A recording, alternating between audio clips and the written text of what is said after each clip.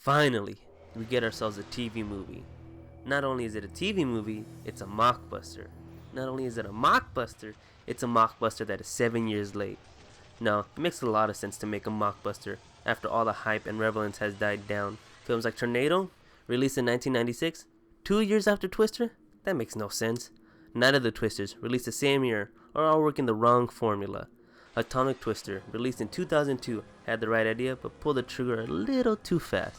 Devil Winds had it all locked down, making a TV movie 7 fucking years after the only relevant mainstream film had fallen into obscurity. Heading heavy hitters like Joe Lando. Never heard of him? Yeah, me neither. His biggest role was this piece of shit, I guess. He has other acting credits, but nothing remotely major. Who do you need to act opposite of this megastar? Nicole Eggert, of course. Wait, who, you may ask? Well, hold on to your trousers because this is a former Baywatch girl. Yep, what a call to fame. Well, let's get on with it. This film revolves around Joe Lando's character, Peter, who is a storm chaser in the middle of buttfuck nowhere, Oklahoma. The beginning shows his wife and daughter getting attacked, I guess. Well, a twister lands near their house, and while fleeing to the shelter, the mom gets trapped under a tree. The mom's fucked, so the daughter makes her way to the shelter on her own. This is supposed to be sad and fucked up, but in reality, it's pretty funny. I'm pretty sure it's the shitty editing.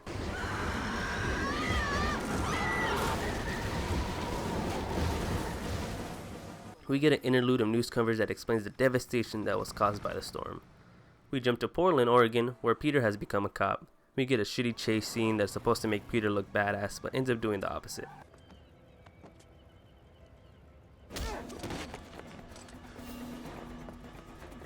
Peter makes his way back to Oklahoma for his daughter's college graduation. Oh shit, what are the odds that Peter makes his way back to Oklahoma around the same time where his wife died 10 years ago? Pretty fucking high. Well, Peter's old weather partner Booker ropes him into chasing storms again, but while at the bar, a news broadcast explains a research facility that holds deadly diseases and bacteria. Yeah, in the middle of tornado country. They also say that the death toll is 128, while earlier they said it was 144. So, shitty journalists are just shitty, I guess. Also, the news says it is the worst set of twisters that the US has ever seen. Death and havoc in their wake. This new Environmental Disease and Control Center replaced only one of many buildings destroyed by the very same winds that killed 128 people and caused over $400 million in damage. So since we can see that this film takes place in the real world, with presumably our history, so I checked to see if the death toll was really the worst we have ever had.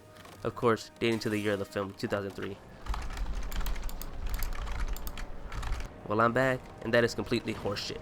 Not even close.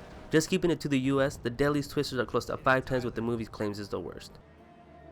The next day they fly into a hurricane in this teched out plane. Here we see the masterful visual effects you get in 2003 TV movies. Yeah, it's shit, but it could be worse. The only thing that really happens here is a bunch of weather mumbo jumbo, and the plane gets struck by lightning and rips the door off the plane. Good thing Peter is there because he saves the lady in the plane, but it's a shitty scene because the depressurized cabin would probably be more violent than it shows. Now we get this awkward interaction between Peter and his daughter. We learn she hates him and other stupid exposition. Most important is that the daughter works at the research facility that holds deadly diseases and bacteria. We need a catalyst for this film to have any sense of threat. More shitty monologue, but this time it's from Nicole Eggert's character, Julia. Skip through some action where the twister finally touches down. But the dumb bitch Julia followed them, and their news van gets hit by lightning and knocks out the cameraman. They are driving away from the twister and it's following them. I mean, it fucking follows them on the road. They should be more worried that these twisters are turning sentient and are out for blood. They seek refuge under an overpass and survive. Okay, hold up. Is this really a smart idea? 1 second. Yep, bullshit again. It's actually more dangerous. I don't know how this weather savant didn't know that. I mean, what the fuck? Now back to the bullshit that has happened at the research lab, where the British director is confronted about the danger of the building not being up to code. Get it? British actor makes him more evil. Tried and true formula.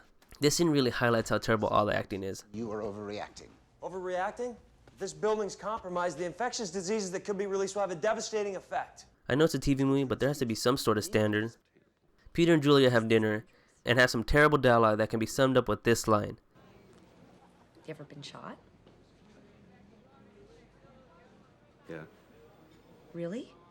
Where? It's kind of personal, actually. You know. Oh, come on, you can tell me. In the gluteus maximus. And that worked. Next morning we learn that they slept together. Peter and Booker learn that the storm is backtracking and heading straight to the research lab, because without the lab we would have no movie, so I blame this lab for the shitty fucking movie.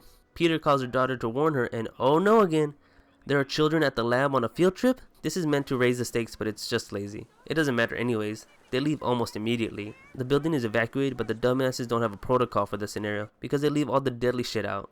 So the daughter and the boyfriend run around taking all this shit to the vault, and what? Stupid little Samantha was left behind by her dumbass teacher. So we save her. Peter and the gang make it to an underground tunnel to weather the storm. I'm tired of researching this shit. I'll just go with wrong.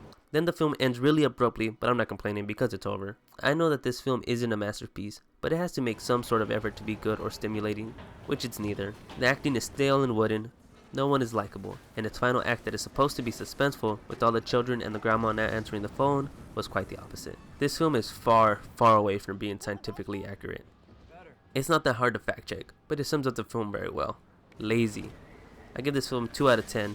Nothing worth watching, ever. If you want something that is similar to this, just watch Twister. They both suck, but at least Twister can keep my attention.